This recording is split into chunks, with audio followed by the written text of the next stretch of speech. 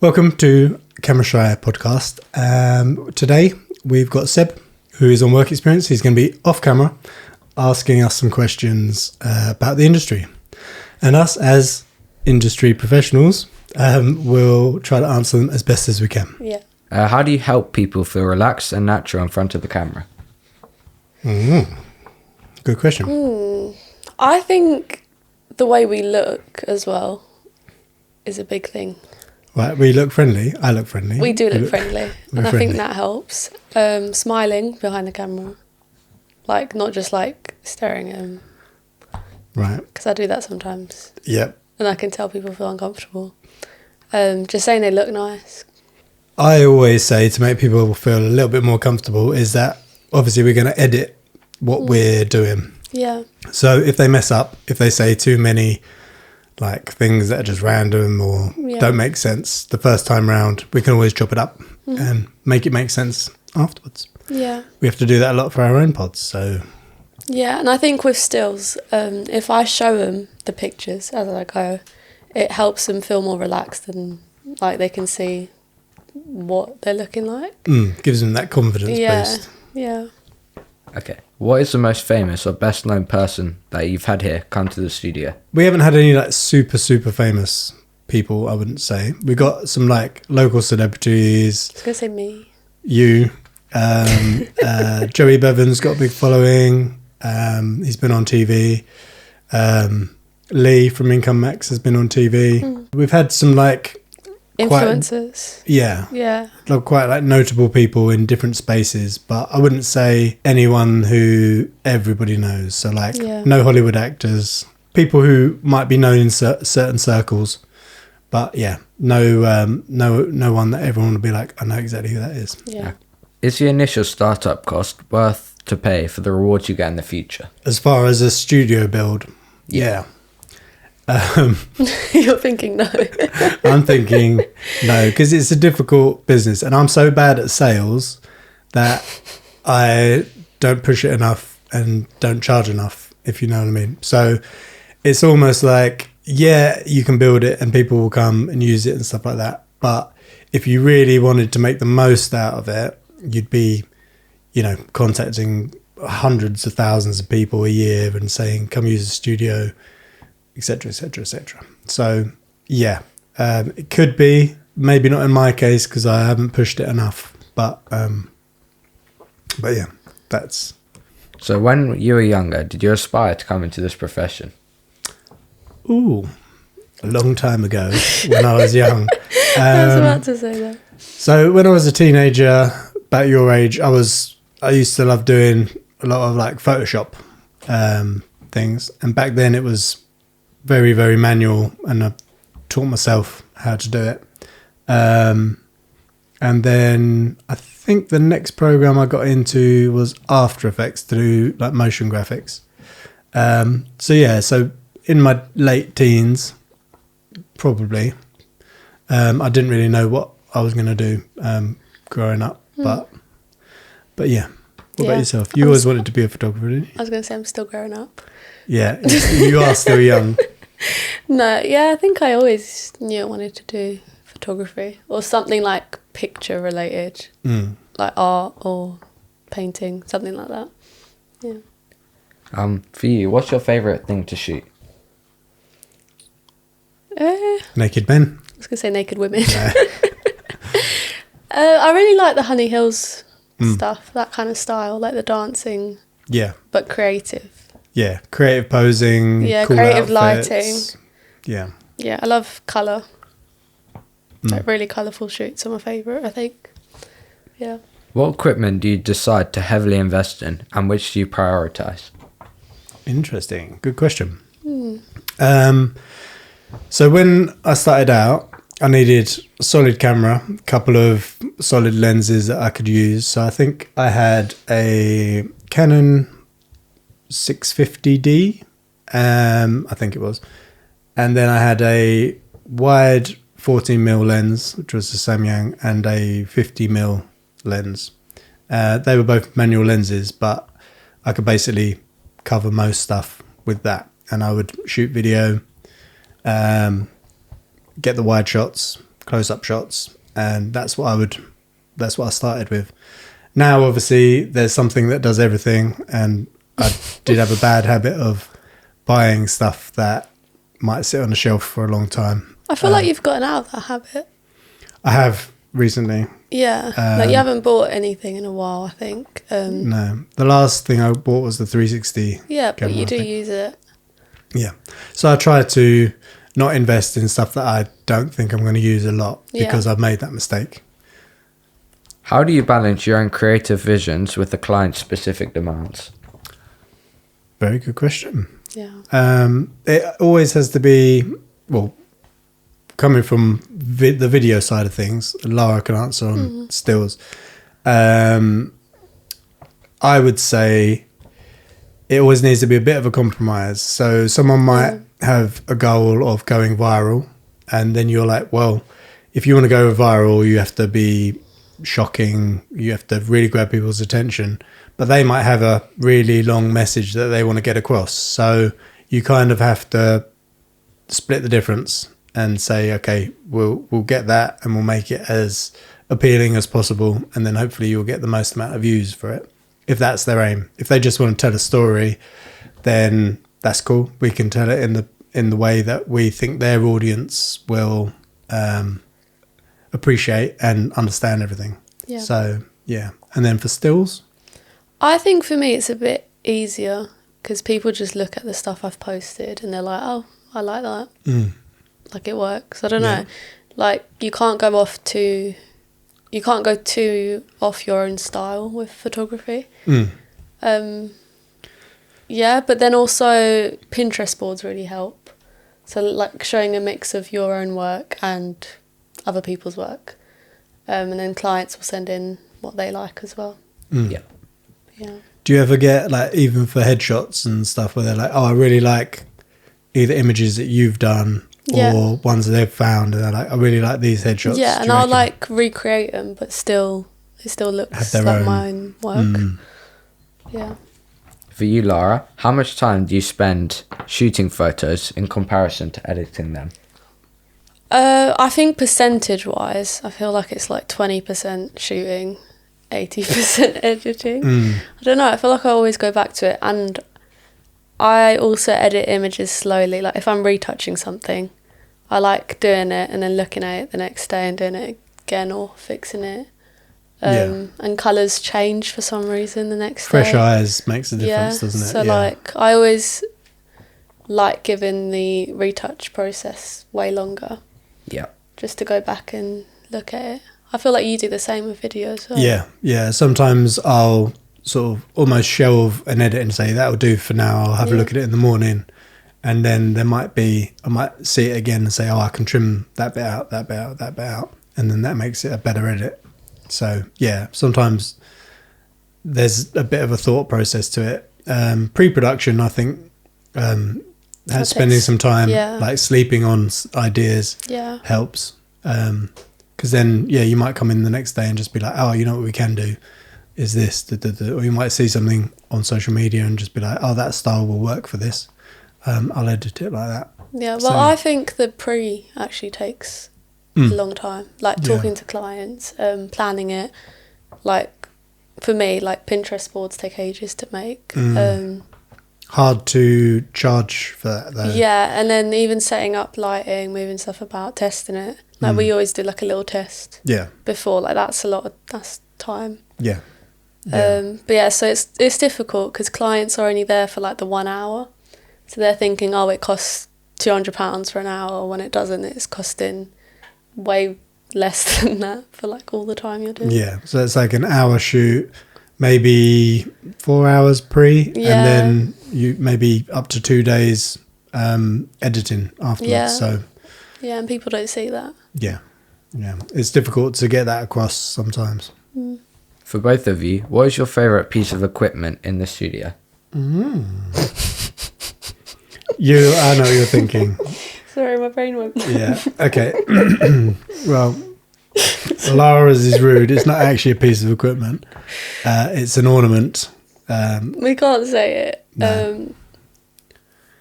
I'll insert an image. You can't say insert. basically, I won.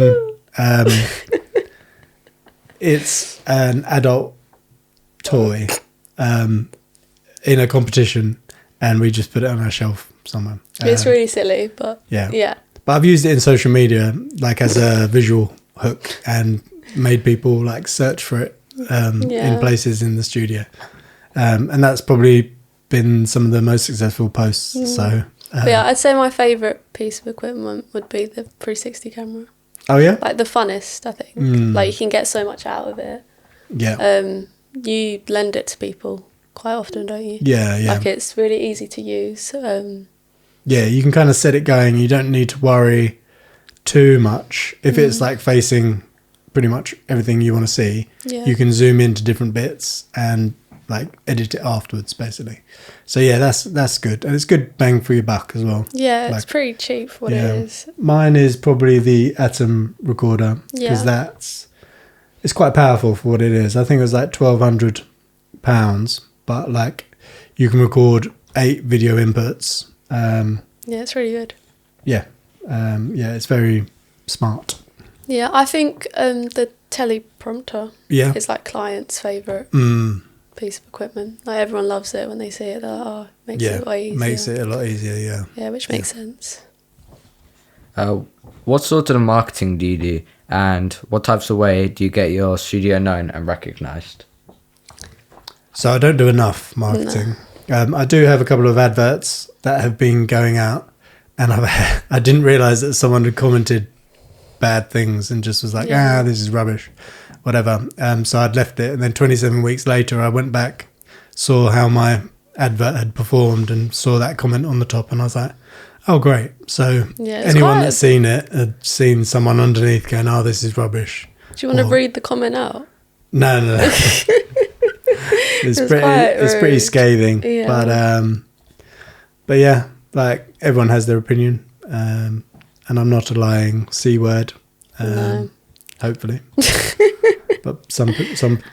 But yeah, I think just social media, and you get a lot of people recommended here, and through marketing elect. Yeah. So we work with people that have agencies, and they use us to make the content that they need for their clients. Yeah. That's like a huge part of it. I do London agency remote work, and then I do we basically do local direct clients as well. Yeah, trying to be helpful and asset for everyone. Yeah. When controlling your shoots, what aspects do you change? Oh, everything. Like, do you mean while I'm shooting? Yeah. Lighting, I'm always moving the lights, like for certain poses. I move myself around loads, like always changing positions, angles. I think that's the thing I move the most, or change the most, is myself. Yeah. It's funny, when you see photographers shoot, they'll be like standing up, and then they'll be on the floor, and so it's like almost like a yoga session. They're moving about. Yeah, my core hurts after a shoot. Your camera is quite heavy as well, so it is a bit of a workout. Super heavy. Yeah. But yeah, I like planning quite a lot, so I don't think I change the set as much as other people would. Yeah. But yeah, what about you? I try to like change the settings if I'm shooting and I've got my camera there. If all of a sudden we turn around or sunlight comes through the window a little bit more, then I'll pop the shutter speed up, which just cuts the light down a little bit. If I've got a variable ND, we're shooting outside, I'll turn that up so the sunglasses kind of have effect. I try to keep fairly, like neutral. fairly like the same. But yeah, sometimes you'll start recording and realise, oh, the sun's just come through the window. I'm going to have to change something. And you can, as long as you're not like getting too overexposed and things like that, then you can normally save it in post. But it's being in a studio, it's nice to have it all controlled, because like sun won't come through the front window and affect anything on our actual cyclorama. So yeah, it's good to have it all controlled there. But yeah, and in here as well. My answers were for studio. But yeah, when I'm outside, it's the same. Like always changing settings and the filter thingy. Yeah. Yeah, you've got the Granddaddy pack Yeah. for the ND filter. Yeah, They're I'd say good, it's though. quite life-changing, those filters. Yeah, especially for outside shooting. Yeah. Yeah. I couldn't do it without it now. Yeah. Yeah. Otherwise, because if you want to block out light and you put the shutter speed up, it means that you're actually going to be getting faster shots, Yeah. which actually will mean it's crisper, and you might lose a little bit of depth of field, especially if you put your f-stop up, like to block out some of the light. So sometimes when it's really sunny, you'll have to do both of those. Yeah. But if you want to keep the depth of field and have a nice picture there, you need little sunglasses for your camera. Yeah. Yeah. Right. Final question is, what was your favourite project that you've worked on so far? Oh. I'd say like ongoing project, the women's safety stuff. I just love it. I love everyone that works. Yeah, on yeah, it. yeah. It's good. funny. Yeah, they're funny days. Yeah. Yeah, like the challenge, or the good thing about that, the good challenge, is that we're making like a film storyline, and I basically film each scene, but then Lara's task is to tell the story of the whole scene in like one picture. So say it's a guy walking way too close in the dark behind someone, and it makes that person feel scared. My version, they might be really far apart, but in Lara's version, he will be like really creeping right over her shoulder and stuff. And then that works for posters, like all sorts of things. So yeah, good way of doing it, and it is nice. I like all different things actually. We did the one for Dash, which was like a promo for their shops. Yeah, that's fun. And SG Brew, because that had a lot of stills and video, so it's like a mix of everything. So it makes it. I'd say my favourite video project was the SG. Yeah, and then photography wise, I feel like it'll always be Honey Hills. It's just fun, and I get loads of content out of it, like a lot of different models and stuff. Yeah, exactly. And then just pure vibes, the women's safety thing. Yeah. And we get what to do on next week. Yep, we're going to Sutton. So it should be good. Yeah, we're gonna have a sleepover. Little sleepover. Not us, just us, like the whole team. But yeah, it'll be good. Yeah, cool. Thank you so much for your questions. They were very good. you. And then obviously we have you here all week, so we will try and teach you as much stuff as possible, so you can go away thinking whether the industry is good or bad, or things that you can get involved with. Do you have any questions? Oh, yeah, go on then. So do you feel that what you've learnt in your media studies so far have prepared you for the media industry at all? I'd say partially, but it's slightly different as we do slightly different topics. But I would say the practice and experience of doing coursework to make visual identities for businesses has definitely helped to prepare me for the media industry.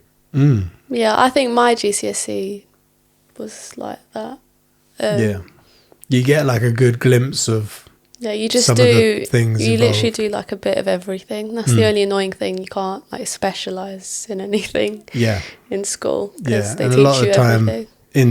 in like the media industry, you will specialize. You'll either be a photographer, cameraman, editor, whatever, or you'll do a little bit of everything as well, which is me. I think now, because of social media, everyone's doing video. Like even if you are a photographer, they are still doing it. Yeah, like content creation is a whole thing now, isn't it? And it encapsulates audio, video, some graphics, even copywriting and making ideas.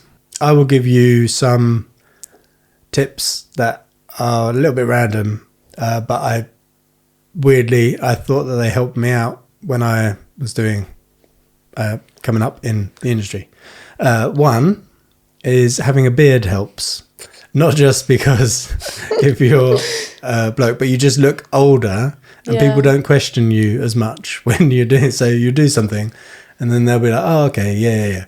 But when I didn't have a beard, I'd do it and then they'd be like, can we try this and this? Because they think you haven't been doing it for that long. If you have a beard, they think you've been... What am I supposed to do? You're right. You can have a little goatee, maybe. And I don't know if I can grow one, but yeah. Paint one on. I can grow my unibrow. Yeah. So there was that. And then also, you know how in art, a lot of it is about saying why you made these decisions. So that communication actually lends itself a lot to any content that you create, whether it's a poster or something like that. So say if you made something and there was a decision in it where you said, right, I'm going to have that person not centered. I'm going to have them slightly to the left to fit this text. Yeah. Communicate that when you're showing whoever needs to see it, because it might come into their head and then that's when they say it, then they'll be like, oh, let's change it because it's coming to their head. But then if you intercept the idea early and say, the reason why I've done this is because of this, this and this, then that helps. Well, that happened to me with the Anita shoot. She was like, oh, well, can I have myself more centered and like less like room around? And I just said, oh, but you're going to want to advertise your things. Like it was for a poster. So I was shooting with that in mind, where she didn't make that connection, and then the rest of the shoot was fine because she knew that's what I was leaving space for. Yeah, exactly. Yeah. But yeah, I did get a few that she wanted like more central. But yeah. Sometimes someone will see me shooting and I'm shooting so we can actually crop in for social media and have like a wide angle as well. So if like someone, like a client is like roaming behind and they see that I'm quite far out, to get both of those, sometimes they'll be like, oh, maybe you should push in a bit. And I'll just say, oh, but we also have to provide the social media crop. So that's why I'm a little bit further out. Then they understand it. Yeah, so that happens a lot. It does happen a lot, yeah.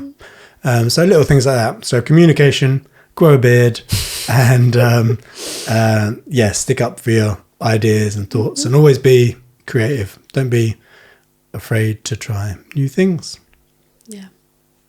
There we go. Anything else? Okay. That was a very short little pod. Like, comment, subscribe, and see you on the next one. Bye-bye. Bye.